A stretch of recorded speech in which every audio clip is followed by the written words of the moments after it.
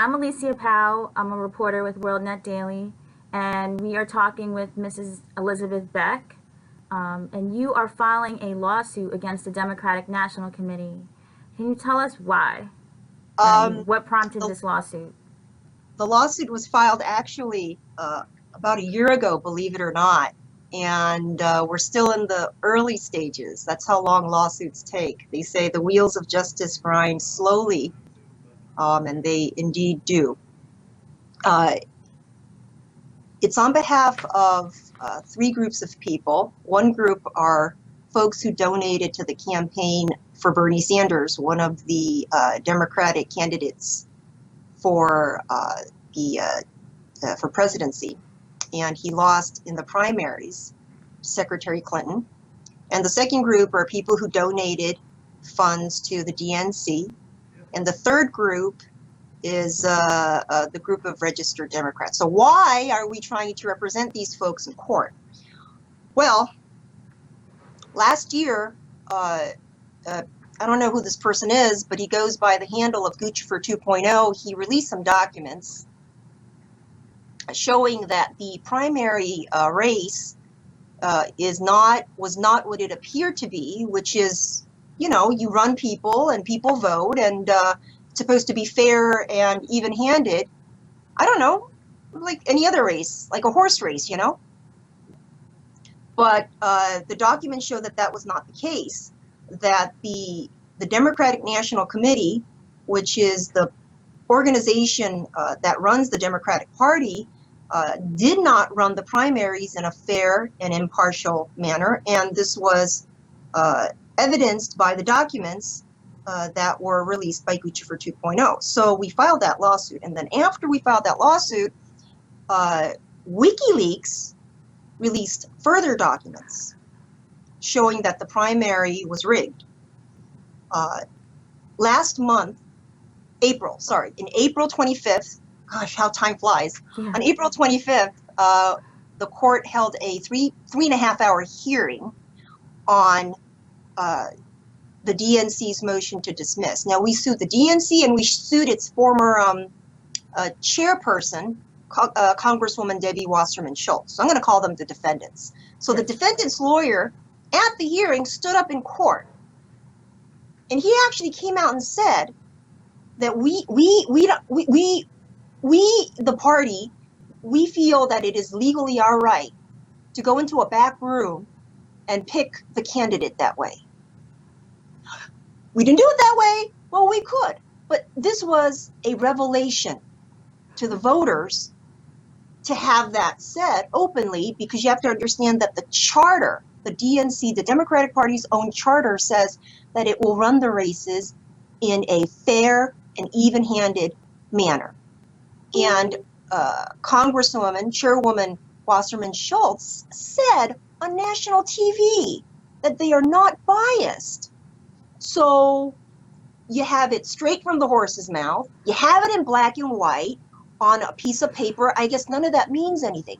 So the lawsuit is based on fraud. So the concept of fraud is very, very old. It's old. The concept of fraud is older than our Constitution. Okay, it goes back centuries, and it basically says if you lie to somebody and you steal from them, that's a crime. At least you can sue them for it, right? You lie to get money out of somebody, then you're on the hook. So the Democratic Party made a statement, very, very in absolute terms, that they were running a fair primary. And it looks like that hadn't been the case. So they admitted, the DNC, the lawyers representing the Democratic National Committee, that they are entitled to basically choose their own candidates and rig the election. They have admitted, well, they would probably disagree with you. Now, I'm speculating here. You'd have to get it directly from their lawyers, but they would probably disagree that choosing a candidate in a backroom deal is the equivalent to rigging.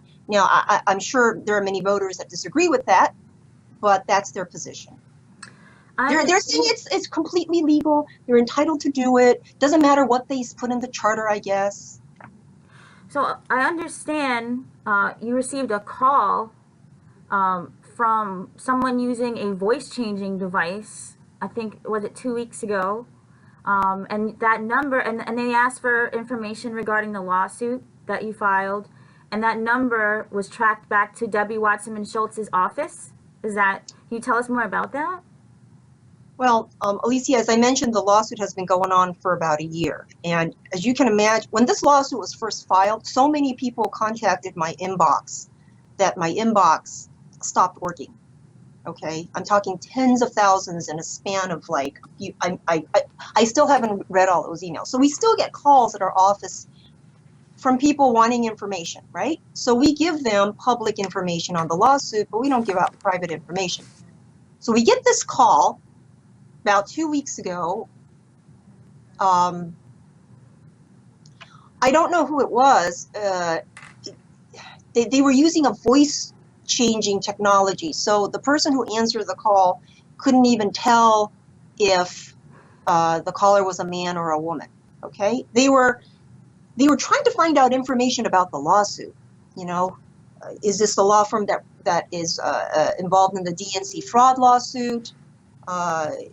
You know, but we don't give out private information to every, you know, Tom, Dick, and Harry that calls. We give out public information. We try to be helpful to the public. So we gave out public information, and the caller said, okie dokie. It ended the call with okie dokie and hung up. So because they were using voice changing technology, I looked at our phone and, you know, this number popped up, and I took a screenshot of it. I filed it in court. And if you Google the number is the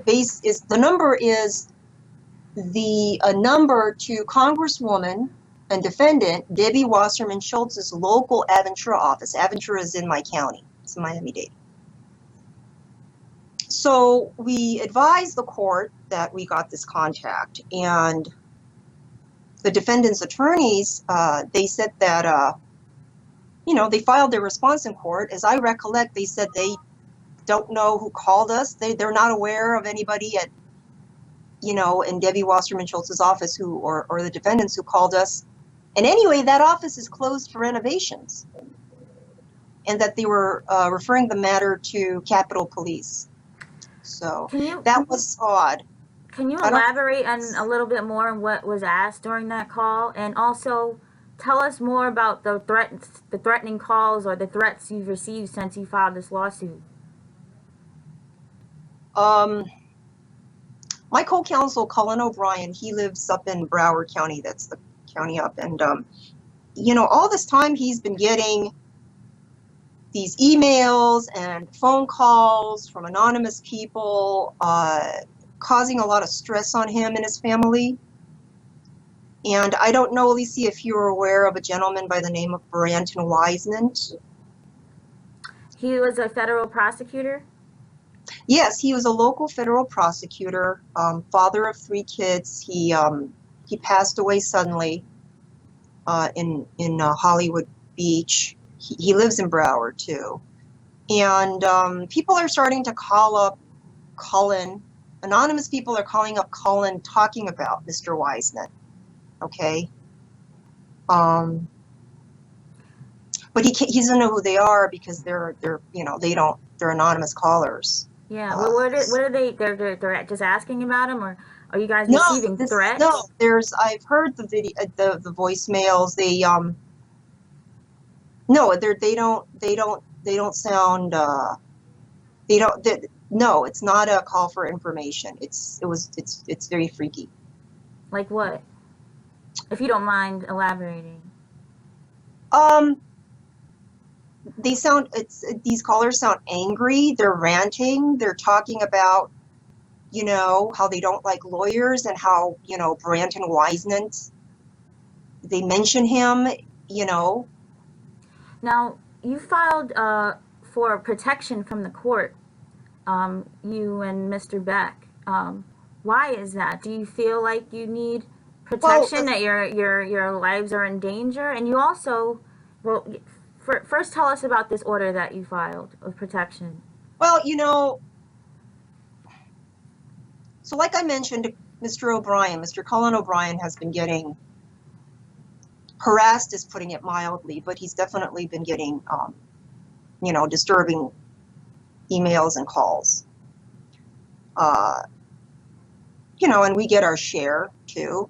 But recently we had two instances. The voice changing call was not what propelled the motion for protection that we filed in court.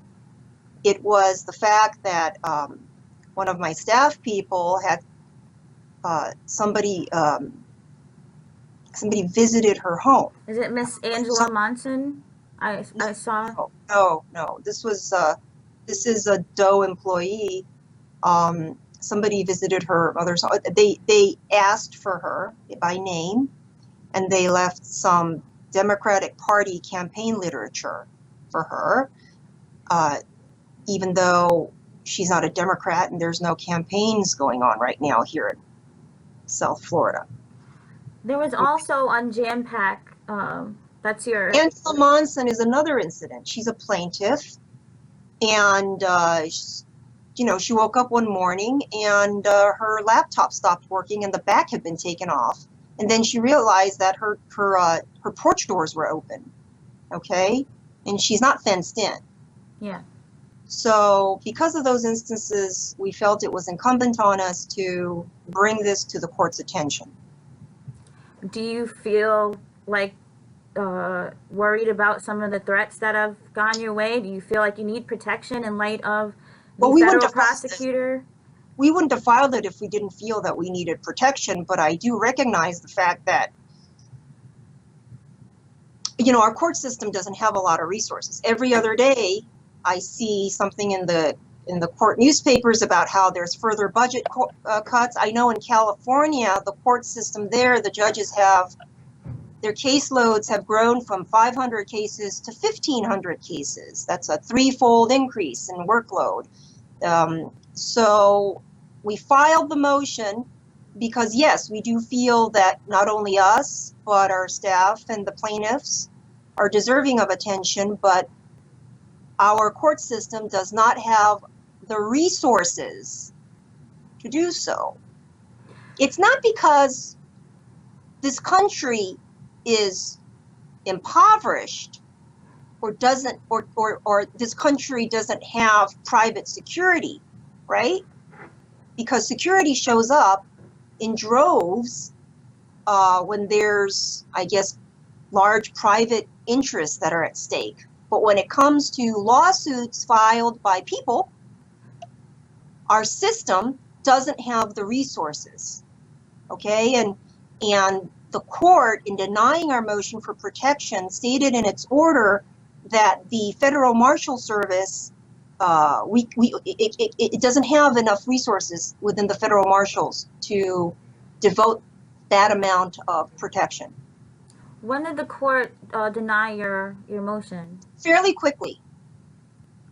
You cited in that motion the unusual murder of Seth Rich. Do you think that Seth Rich's death was politically motivated? I don't know. You're asking me to speculate on the mind of a murderer. I wouldn't know. I don't know who killed Seth Rich. Well, why did you include Seth Rich in your... Because he's a witness. He's a potential witness in my case. All I'm saying is 2 potential witnesses in my case. Sean Lucas was another? Yes, he was my process server. They both died. Why they died? How they died? I don't know. Okay? I don't know. But 2 of my witnesses, Mr. Lucas was about to provide evidence to the court in this case on service of process when he very, very suddenly passed away. Seth Rich was he was an employee of the DNC, and he was murdered. Yeah. So I'm not saying, I don't know who killed Seth Rich. Well, we don't know who killed Seth Rich, but the circumstances are peculiar. Yeah, nothing was taken from him. Nothing was taken. Okay, they first said it was a botched robbery, but nothing was taken from him. And, you could ask anybody that grew up in a large urban area. I mean, I've gotten robbed. You know, Yeah. they usually take something. Yeah. I'm sorry, but they do. Robbers take something. Also, there's a large reward out. $345,000 from different places as of now, and not one suspect. You'd think if it was a bunch of robbers, one of them would, or some cousin or somebody in DC would say something. It's a lot of money, you know. Some people would, you know, steal their grandmother's eye teeth for $20. So you think if it's like a 6-figure reward, somebody would come forward with information. Well, the DNC has offered zero reward dollars to find his killer. They've put up a bike rack in his memory, and that's it. And that's also peculiar. I think they also assigned a crisis management consultant to Mr. Rich's family. That's right. Of course, the man who was assigned, his name's Brad Bauman, he denies that that's true. But the private investigator that was hired by the family says that's what happened. Oh, so Mr. Bauman is denying that he's representing the family? He's denying that he was assigned to the family by the Democratic National Committee. Oh, I see. Okay, so let me correct myself. Then I was wrong. Brad Bauman is representing the family. He used to be a crisis management consultant for the DNC. I'm not sure if he still is. Right. But he's saying that he wasn't sent to them by the DNC. Yes. I guess we can believe him. What are your goals of this litigation? The goals, it's a civil suit. People ask, are people going to go to jail? It's not a criminal lawsuit. The action that is pending in the Southern District of Florida in this courthouse is a civil action. That means that I believe we asked for injunctive relief, but the primary goal is fraud, and people lost donation money. So our goal is to get that money back to them. It's about donations, right? Yeah. And that's one of the reasons why the defendant's lawyer's argument that this is a political lawsuit, in our position, doesn't hold any water, okay? Because this is a case about money. It's not about political promises, you know? Yeah. It's very simple. It's a fraud case. I don't see it as a political case. If the case goes forward, do you think that more information about how the DNC rigged the election will come forward, as well as more information about Seth Rich and basically the mechanics of how they went about the 2016 presidential election? What do you think will surface from this lawsuit? That's an interesting question, Alicia, because the judge started asking questions at that hearing about exactly how the DNC runs the primaries and what its connection is to various state races. And the DNC's lawyer at the hearing kind of hemmed and hawed and, you know, didn't really give a straight answer. So I think those questions, if we are allowed to go forward, hopefully will get answered. There's a big middle part of a lawsuit called discovery. And they call it discovery because you get to discover all sorts of interesting stuff if the process works. And you do it by force. You get documents from the other side, you get live testimony. They really can't say no. So, unless they plead the fifth. Then we'll see if we're allowed to go into that process, we'll see what that process digs up. What are your thoughts on Bernie Sanders now after... I stopped thinking about it. You stopped thinking about him. Yeah, he's out. Do you think that Sanders should be more outspoken about how... You were a Bernie Sanders supporter, right? Yes, I was. And now, how do you feel about Sanders? Is he just... Well, he's not running for anything, so that's like if you he's ask... still in office, so he has to maintain his seat. I'm not a constituent. That's like asking me what I think about Martin O'Malley.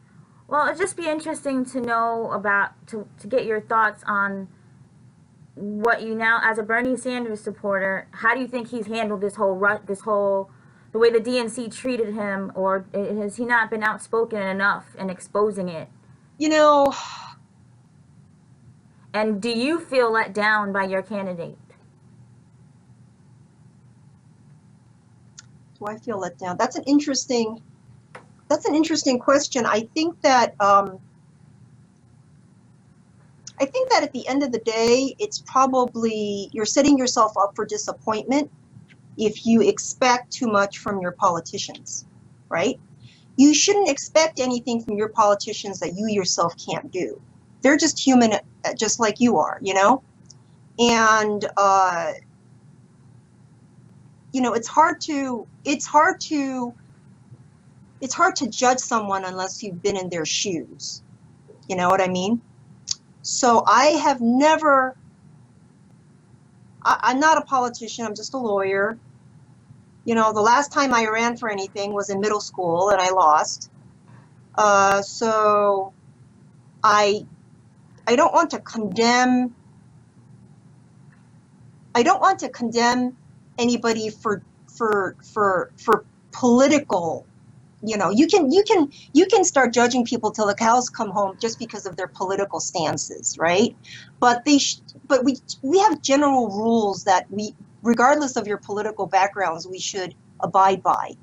Don't lie, don't cheat, don't steal, don't kill, you know? So do I wish that Senator Sanders condemned the Democratic Party rigging? You know, he has said some very strong language against some of the actions of the party. But I don't want to come out and say, oh, well, you know, he should be like a voter or he should be like a lawyer and do this and that, right? Yeah. Because I'm getting a lot of heat. You have to understand that mainstream media hasn't covered this lawsuit at all. I was just going to ask you next. Yeah. What are your thoughts on the fact that you don't hear about this lawsuit on CNN or MSNBC or anywhere on television? Maybe WND's covered it and a handful of online news outlets have, but why do you think they're not covering this story? And what do you think would happen if they did cover this story? If they did talk about the voice-changing device that was, you know, used to call your office, why do you think they're not covering this story? And what do you think would happen if they did? Well, I think they're not covering the story because they were really just quite possibly part of the whole apparatus that tried to propel Secretary Clinton into office.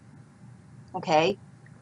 And so somebody told me this. They said, why are you surprised they're not covering it? They have guilty hands, you know? Instead of just reporting, they seem to have been really invested in the outcome. You know what I mean? Really invested in the outcome, which is, you know, you should just report. You shouldn't. I mean, they're newspapers and media outlets. Why are they so embedded in the outcome of an election? You know? Yeah. If you're running a restaurant, just serve good food and people will come. Just deliver the news and I'm sure people will come. But no, they had to be very invested. How do I know that they're invested? Because the New York Times interviewed me over a lawsuit in which President Trump was the adverse party. And they were all over that story, the New York Times. And then when I started contacting the reporter, Michael Barbaro, my contact at the New York Times, to cover the DNC lawsuit, he basically lost his head and blocked me on Twitter. You know, they can't handle it. It's just too much. They're fragile New York Times, you know, temperaments. They can't handle it, you know. So obviously it's a topic that they really don't want to touch with a 10-foot pole. Has your view on the mainstream media, as someone more, which I guess as a Sanders supporter, you're more left-leaning, has your view on the media changed over the course of this election and since you filed this lawsuit? Mm-hmm. And how so? I think mainstream media is full of shit. Have you always thought that? No. So you used to watch CNN and MSNBC? I used to. I mean, I wasn't a news junkie, but, you know, I try to figure out what's going on in the world. So you tune in, you listen in for a bit, you watch the evening news for a bit. If you want to get more of an international bit, you might go to some of the international channels, you know, the BBCs, and Al Jazeera was there for a while. And there's some other channels if you want to know what's going on in the rest of the world a little bit. But yeah, I would say that if I wanted to go for national news, I go to CNN, you know. Yeah, and now CNN is just... I'm like a news orphan. I don't know where to go for my news. Oh, you know, so one of the good things is because of this lawsuit and my team's desperate need for coverage for this lawsuit, because you have to understand that you know, I know how much the public wants to know about this, because you know why? They contact our office demanding. Yeah. So there's a Facebook page. Okay. And I tweet out, let me see if I still have those papers. And I tweet out information about the lawsuit. And so in the process of doing that, I've also gotten to know that there is a very, you know, running on a shoestring certainly, but a very vibrant independent press. Okay? And what I realized is that the independent press, oftentimes it's, I swear, it's one person in a garage.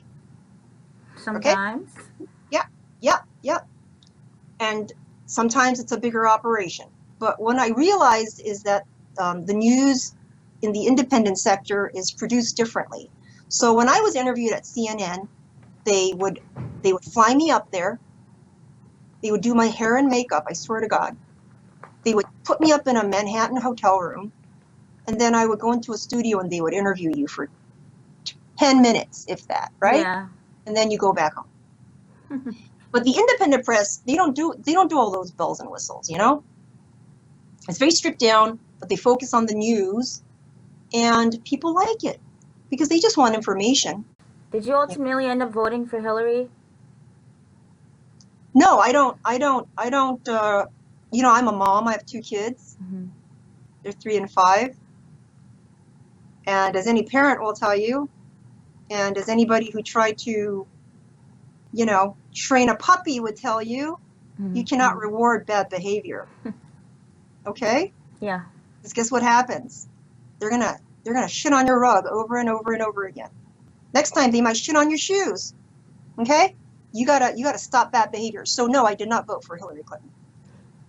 Is there anything important? I voted for Donald Trump. Huh?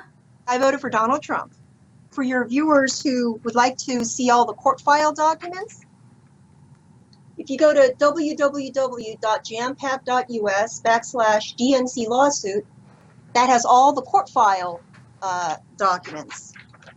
That's not sealed in their entirety, so you can see the source documents for yourself. And if you would like to follow the case on both Twitter and Facebook, you can go to DNC Fraud Lawsuit. DNC Fraud Lawsuit. Okay. And I run those accounts. I don't write news articles, okay? But if anybody else writes news articles, and it's fairly, you know, if you write something, I'll or do an interview or anything, I'll share it on the page and tweet it out, so people can, you know, read it or not, whatever they prefer. Actually, recently, Breitbart wrote an article about. I read it. The lawsuit. Yeah, and got a very, very big response. Strong response. It was a very, but the bulk of the Breitbart article is an interview with Jared Beck, direct quotes from him, and people. It was surprising to me how people just their heads exploded. Okay, they're like, I don't. They were in so much distress because on one hand they're like, I want this lawsuit to succeed. I support this lawsuit. On the other hand, I hate Breitbart. I don't support Breitbart. But here is Breitbart covering my lawsuit. My head hurts. And they're like screaming at me, you know. Interesting. What the hell did I do? Interesting. Don't read it. All right? What you should do is you should go yell at Rachel Maddow or Chris Hayes or something if you want them to cover it. Don't come yelling to me. When's the next hearing? When are you going to go before a judge again with the DNC lawyers? Don't know. Just waiting. Wow. Well, we look forward to finding out what happens next. because this is a really huge story, and the fact that it's not getting any coverage is mind-boggling. You know, it's a huge story.